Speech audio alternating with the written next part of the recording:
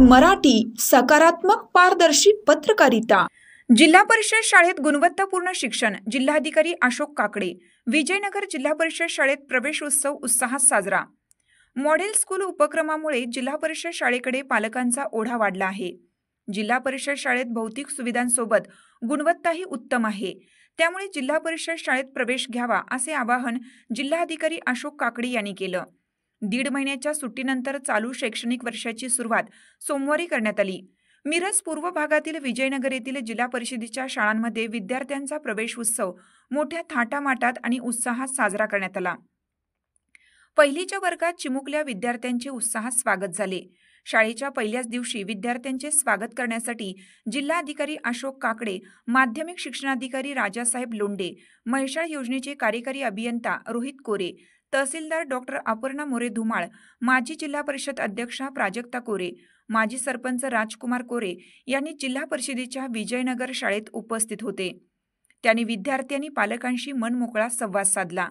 फुलांच्या पायघड्या, पारंपरिक वाद्यांचा गजर, गोड खाऊ देत जल्लोषी वातावरणात प्रवेश उत्सव साजरा झाला। शाळेच्या पहिल्या दिवसाच्या औचित्य साधत जिल्हा परिषदेच्या शाळेत शिकणाऱ्या विद्यार्थ्यांना मोफत गणवेश आणि पाठ्यपुस्तकं देण्यात आली। आकर्षक रांगोळी, फुलांची तोरण आणि फुगे लावून शाळा सजवल्या होत्या।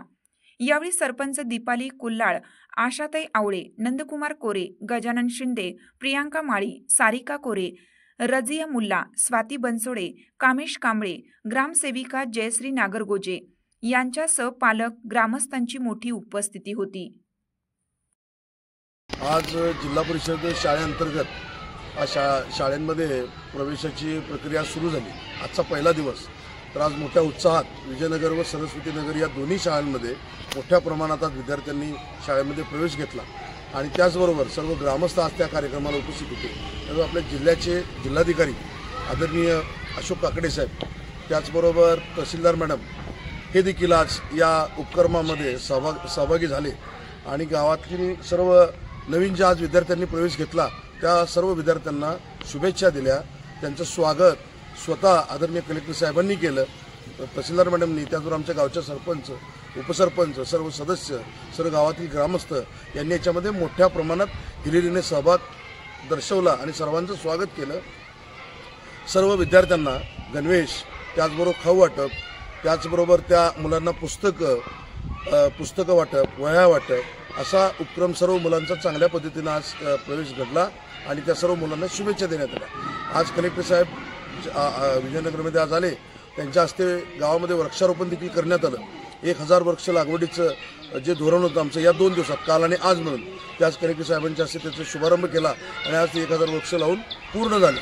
आज साहेबांनी विजयनगर ग्रामपंचायत बघितली, ग्रामपंचायतला भेट दिली, गावातील विविध विकास कामं त्यांनी जवळून बघितली आणि त्यांनी शुभेच्छा दिल्या, कामाचं प्रशंसा केली की विजयनगर गाव हे सर्वांग सुंदर चांगलं बनत आहे आणि अजून काही जर गावाला निधी कमी पडत असेल, जर काही कामासाठी मदत लागत असेल, निश्चितपणाने मी मदत करतो असं त्यांनी सर्व गावकऱ्यांना आश्वासन दिलं।